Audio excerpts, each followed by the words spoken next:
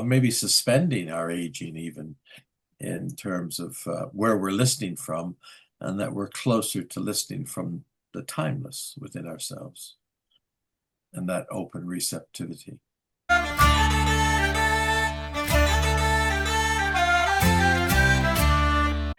Okay. Do you want to introduce us? Yeah, okay. Here I go. Um, Welcome, everyone. Here we go again. The wild, very wild psychotherapist. Uh, but I always think Roland is much wilder than I am, really. Oh, but look at your hair, John. I know, but hair isn't everything, Roland. And it's kind of wild, but not really wild. Yours has just been tamed and Oh, I'm a very tame person on the brought outside. under control. So today we're going to explore aging just as a theme and see where that takes us. You said, Roland, that you already had some ideas about that. So do you want to kick off? Okay. Of course, I had these ideas some time ago, and as you know, ideas come, ideas go. They don't always stick with you. But I think the ideas I was thinking about is the dilemma of aging, the dilemma of the internal experience of aging, which is you have this body and it starts to get weaker. Its energetic quality goes down. It has aches and pains. You wake up in the morning and sometimes, I have sometimes arthritis in my hands or pain in my back. And so I have this recognition that somehow I'm getting older. But my internal experience is not in accord with this. It doesn't match it. I actually sometimes feel younger than I did 10 years ago. Hmm. I sometimes can draw on kind of energetic quality, not the energy itself, but the quality of the energy, which is better, which is finer, and in some sense is more sustaining. At the same time, I have to have a nap in the afternoon. So Hmm. there's these strange mismatches between different aspects of our experience as we get old. And of Hmm. course, as we get older, we have friends who die. We have friends who deteriorate physically. And worst of all, we have friends whose minds kind of slip. And I have a very close friend of mine who's a brilliant psychologist. Hmm. And physically, he's come through all sorts of physical ailments, cancer, and all the rest of it. But now his mind is going. And I'm always wondering, like, where is the self, the true self, in when the mind deteriorates, when we no longer have the cognitive capacity that we had in the past, or to be able to really engage with things. And our memory, which is so basic to our identity, the ego identity, starts to get very tenuous. So that's kind of the foundation of what I've been thinking of, which is the experience of aging. And Hmm. all the writing about aging I find totally unsatisfying and uninteresting. Hmm. It's a funny word, isn't it? Aging. I don't think of it as just getting older, like the beginning of life and becoming more conscious or becoming more aware of, there's something kind of strange in this position of growing up, of being a little person, of having to fit in, and aging being like a prison in a way, Hmm. of having to adapt to the reality of conditionality that is of other people's making and not really being able to participate, which I think is true for a lot of people, that they can't really make a lot of contribution to the way that conditions are. They've got to adapt more than anything else to those conditions.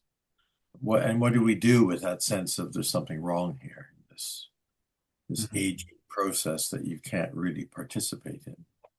And maybe that's true of, getting older as well, that It's a good question. How much are we really participating in our own worlding of getting older in a way that's of our own making, as opposed to just being tossed around by the forces around us, and Mm. or being pushed from behind by, what aging we've been through already in our lives. How do we step outside of that? And maybe a lot of the reasons people come to therapy is because of the sense that there's something wrong with their aging, something's wrong with their conditionality, and they don't feel like they're able to participate, and they're confused about even who they are as an aging entity in this life. It's kind of refreshing to think about every entity being a unique occasion at a unique stage in their emergence. And so whenever we connect with somebody, how kind of open can we be in just appreciating what they're bringing to the table? Maybe a little bit like the concept of clean listening, maybe suspending our aging even in terms of where we're listening from, and that we're closer to listening from the timeless within ourselves and that open receptivity. As I'm saying all of that, what do you think? Well, I'm thinking, what's it like for you What's it like for me? What? to get older? What's it like for me getting older? A mystery. It's a mystery. And I try to treat it like that, as I don't know what's around the corner. I feel like this is really interesting. And I also feel like on the inside, as you were saying, I'm not confined to the kind of the processes of aging that I'm going through, or even the context of Mhm. family life or other relationships that are going through aging themselves. And I can see other people, there's a kind of agelessness to them on one level. And it's not even like they're young or old, that there's something there that's a kernel of this kind of life energy of the mystery of who every individual is, that we get an opportunity to take a kind of journey with, even for one session sometimes. Let's kind of unravel the mystery a little bit if we can, because the psychology of aging, getting older, developmental stages, all the rest of those things, and then, of course, getting ready to die, seems to me very lacking somehow, very superficial. And it doesn't take into consideration the inner experiences of it, and it doesn't actually look at the range of it. Because, I'm thinking of some people. Well, I'm actually going back to myself. I remember being in my 20s, feeling kind of old, and my mentality was getting old.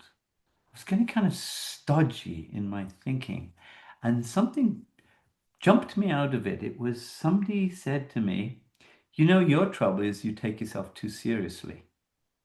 Mm, That was like a shock because I had an image of myself as not being serious, of mm, being kind of easy and relaxed and light. And actually, it was completely wrong. My image, my self-image was way out of whack with reality.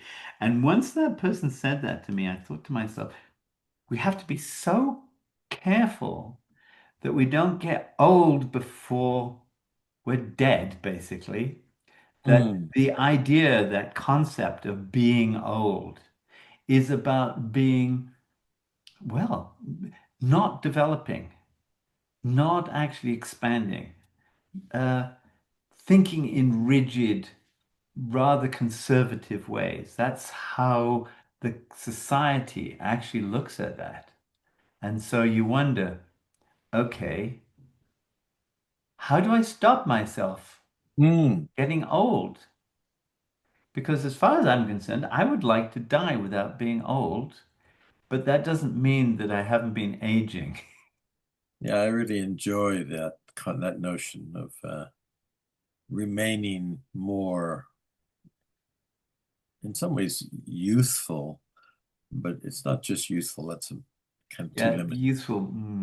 It's more like free, Right.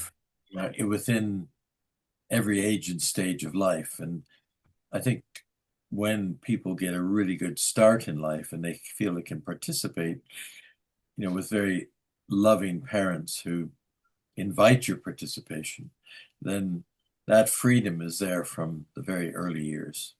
But it's then it's knocked out of you when you have to go to school quite a lot of the time because it was going pretty good there for a while. you know Now I've got to kind of stitch myself into a different sort of shape in order to kind of go out there and survive this educational process every day. You could And say, actually, that's an interesting point. Education is designed to make you old. mm, what It's do you mean? not designed to foster your youthfulness or your creativity or your spontaneity or your enjoyment. It doesn't do any of those things. Mhm, It wants to fit you into a mold which suits society. Learn mm, these kind of things. Sit on a chair for 6 hours, 7 hours a day and don't wriggle. mm, If you think about it, it's dead. mm, mm. There's a psychoanalyst called Lawrence Kubi. He said something very similar to that. He said that the education systems create closed systems Mm, in which at one end there's a kind of they're teaching you to be a strictly determined self and fit into that world that is more limited and less creative. And at the other end, it teaches you fear to go outside comfort zones that are being ascribed to you. And I agree. so it's a kind of a sterile environment in lots of ways because you're you're afraid to move at one end or the other in a way that is kind of just trusting your spontaneity at deeper and deeper levels. Mm. I found that quite inspiring to hear him say that. So I think that's actually true, but and I think that gets into people. But when you're talking about closed systems, of course, it's like as you get older, how do you keep your system open enough with permeable boundaries, but not boundaries which are so open that you Mm, get kind of too much stuff? Even around energy, how do you recognize the quality and the quantity of your own energetic self so that you don't overdo it, but then you don't get lazy and you mm, don't get kind of stodgy and interesting, basically, because so many people give in to aging mm, and you see them not changing very much. And mm. to me, that is the most deadly thing. Yeah, I think the aging, when I think of going to visit an elderly person in a care home not long ago, them all sitting around in a circle, being sat around in a circle, and most of them nodding off. And a lot of them, are in dementia. But Hmm. it's like a very sad thing to do to people to uh, place people in a kind of conformity circle and for there to be very little stimulation. And then it's almost easier to manage when people nod off. It feels like, why can't we do the transition into death more kind of appealing? Hmm. So dementia, I mean, I worked, must have been a year. I worked in a psychiatric hospital, and part of my brief was actually working on the dementia wards in a psychiatric hospital. These are Mm, people who had severe dementia, and this had to be a locked ward because they tended to wander. So mm, I remember one or two very dangerously in the winter would just go out, in their bedclothes basically and wander off, and they'd mm, find them in the middle of town, kind of freezing to death practically. Um, and so part of my task was to do something with people who had dementia. mm, Now I would think about it completely differently. Then mm, there was these programs which are meant to stimulate you cognitively, and you're meant to have all of the rest of it. But I do remember the things which worked really well, which was pictures from the First World War, because these were really elderly people, but the songs. And I mm, remember a few times getting all of these people who basically, when you looked at them, they were like you said, they were kind of almost zombie-like, which was they would mm, just be staring into space. Getting them singing. And when they were singing, they were like alive. mm, And to me, now what I would realize is that the piece that I missed out was that because your cognition is deteriorated, it does mm, not mean that aren't there. That mm, there's a spirit somewhere mm, alive in you, which is often struggling to express itself, but has no way. And it mm, reminds me a bit of like locked-in syndrome. mm. And people who are unable to speak, but they're completely there. And it's because it's different with dementia, but I think we treat people with dementia as though they're non-people because they don't have a cognitive mind. Mm. And this society says if you can't think and if you can't remember, then you're not a person. Very sad. I know it's very sad. And I think I heard a story about a psychoanalyst in New York who had dementia. Have you ever heard of this lady? I don't know. I think she's must be well known. She had very quite severe dementia, and she was still working as a psychoanalyst. She had enough insight to say, I won't remember who you are. I won't remember what you tell me, but I'm a really good psychoanalyst. Wonderful. I can be here with you. I've Yeah, got enough short-term, like immediate memory to actually work with you and then forget you completely. that's a That's good somebody who has acceptance. developed their sense of identity, their sense of self enough that when the dementia comes, it's still there, holding some sort of core consciousness. Mm, mm. That's a lovely example of somebody who's got a function that they can do that with. Right, and we could do it. We could just be completely not knowing what's going on and be quite good therapists. Mm. I don't think, I don't think it can be sustained for very long, though. The the process of deterioration is unpredictable and it's quite precarious, I think, too. It is very precarious. Hmm. And but it does bring you to that point, which is that when a person's mind goes, are they still a person? Are they still there? And how would they be able to express their personness, you Mm, know, in their lives, in their relationships? mm, And I think when you're talking about these people sitting around in a circle, what you're looking at is somebody who's become an entity, if you like, in that terminology, who is unrelated. And in mm. that sense, they have lost an aspect of themselves, which is always the relational self. There's something very sad in all of this Hmm. aging and the way the way it's all organized, the containers, the Hmm. processes, in a way that we're missing the point in so many ways. And maybe it's because as our numbers have got bigger and bigger, then we've had to have more systems for Hmm. uh, channeling people through stages of aging and growth and development in a way that's quite tragic because it's all a rigged game because it's all a system that's pre-planned and being monitored. People, the outcomes are kind of limited for a lot of people because they aren't being chosen ones to excel.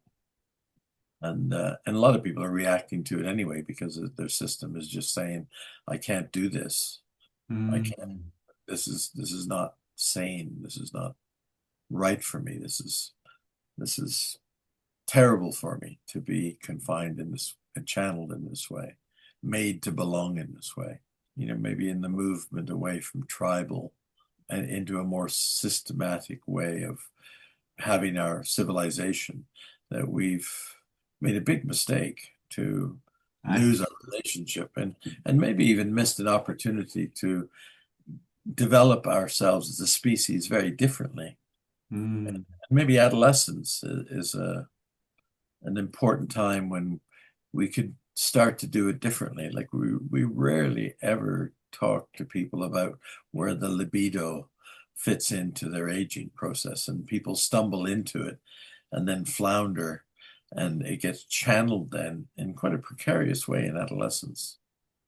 When you say Where, libido, are you talking about sexual energy or are you talking just general libido?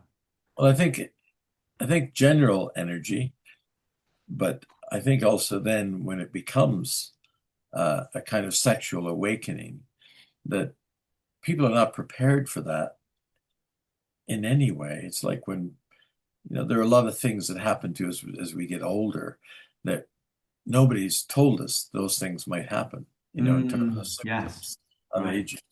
And there's even taboos around, talking too much about it because people would rather not have that made public. Our bodily functions don't function as well as they used to. And we have to take care of ourselves different. As I even say that, I feel like I'm breaking a taboo. Ah, well, you've seen this many times, I'm sure, with female clients whose mother particularly has not actually prepared them for first menstruation or for Mm, having a mm, period, where it's just a shock and then mhm, without any support. And you think, what's wrong with this society that it doesn't prepare children, to grow up?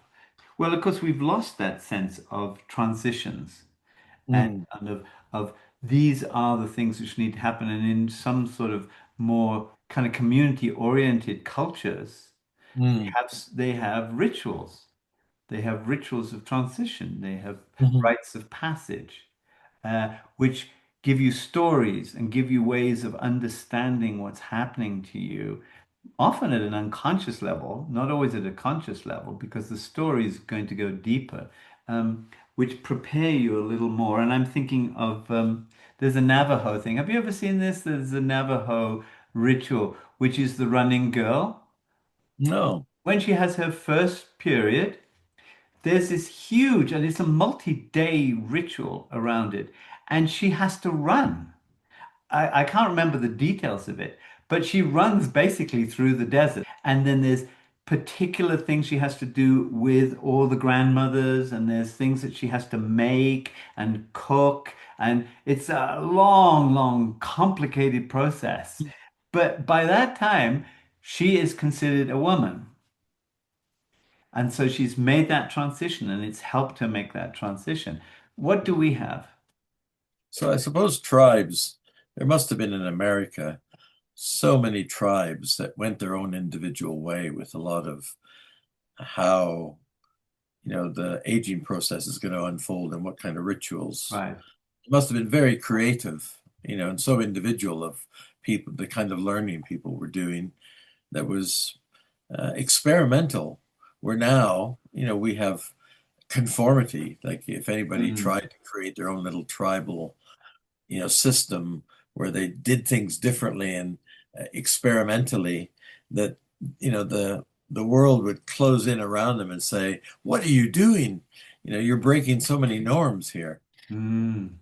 And how sad that is, really, that Right. we've stopped or we've impaired the creative impetus. In many different cultures, being an elder is considered something that you aim towards. Mm, It's something which is associated with wisdom rather than dementia. Our eldering, I think you would call it, is associated with decline and dementia and death. mm, When did that happen? mm, When mm, did we start to lose the sense that a person's lifetime experience could add to the knowledge or at least the wisdom that's available for younger people? And I was just thinking about you and I. One of the things we have, which is very different from many older people, is that we have constant and consistent relationships with younger people on a very intimate and personal level. Mm, And that keeps us alive. You could say our mind, some of our mind is in that relationship. It's not just in our head. mm, You know, when you're sitting there in front of somebody and they're paying you and they are depending on you, you better kind of access some sort of information or wisdom inside you. Otherwise, you're letting them down. mm. It's a great thing to be able to relate to young people and hold them dear in their own individual, unique ways. Mm. I think probably a lot of young people long for that, but also veer away from it because of how preoccupied they are Hmm. with their youth culture. It's like not inclusive of older people. Right. Uh, That's a piece that's missing, isn't it? Well, in some ways, I'm more in touch with how things have developed in a way that's restrictive as opposed to creative. I'm not aware of much community of older people that I feel drawn to be a part of. I don't know, it's almost like a pulling away from at least mainstream Western society. It feels like it's unappealing because it reminds me a little bit of what I was like when I was a little child. I'd look around me and there was nobody you could truly trust, not really, really trust. They were all superficial in their responses or quite authoritarian, Mm. scary, or there were lots of little one-line statements that you'd get as a response to even something hurting. There'd be a phrase to help you get over that or help you get through that, but it wouldn't be sympathetic and unique to the occasion that you were bringing to people. And it feels like that now, that there's very little of that kind of receptivity that's been, well, I've had more of it at different stages in my life when I've sought out particular unusual groups of people. Right, right. The native people that you brought up and the drumming, uh, Mm. the kind of dancing powwows, and there's something about the drumming and the chanting and the release of your own voice, in a way that's kind of free, quite free, but also there's a bit of structure in there when you listen to people drumming and I don't even what you call that. What do you call that? When people drum and there's hi, hi, there's a But they lot of actually don't call it drumming, which is very interesting. They call it singing. they call it singing. Okay, well, there's a Singing. kind of This is just singing. And yeah. once you actually learn, say, around Native American or Indian singing, it's Mm, got this very specific structure, which is somewhat different from a Western structure for a song. Because what you see when you get these singers, there'll be 6 to sometimes 10 people around the drum, because it's a big mm, drum, that when they're in it, they are one instrument. Just mm, like you see with a brilliant quartet, mm, the connection, the resonance between these people mm, creates a unity which is not at all individualized. It's not like these people are separate. And you see that in a quartet. Wouldn't that be wonderful if, as we age, we had that kind of experience as mm, a group of aging people? mm, mm. I think as a ritual, a daily ritual, it would be invigorating. How can that happen? I don't know. Mm. Well, that I don't know. It's like it holds, how we aren't given permission to go and do it, to create it, to experiment, to Mm, just feel like we can flounder our way into it. We don't have to know in advance. It's like a building block, right. aging being like learning aging, experimental aging. This is such an interesting conversation. It is. It's very good. We probably need to bring it to a close. We do. Yeah. What Are you left with, John? Well, I feel a great sadness about how the dominant discourse in the world has destroyed a lot of diversity of aging, growing up, developing freedoms. I think it's freedoms. There's been a lot of freedom taken away. Mm. And I'm also left with that impetus that you were pointing to, that kernel of need and necessity living on in spite of all of that repression. You know, we all have an opportunity to break through the delusions of overly confining ourselves and touch into that abundance and that Mm. spontaneity, Mm. and also enjoy every age and stage of our lives. And in some ways, go out to meet our death instead of, and I don't mean going and committing suicide. It's more like enjoying every day as a transitional space into another level of maturity. Yeah. That's very profound. That's a great way of putting it. Mm, I love it. I also am left with a bit of sadness. But then suddenly my mind goes off into all sorts of different directions with this. But I think the sadness is the important part, which is that how do we get wilder rather than tamer? We're mm, wild psychotherapists. Why?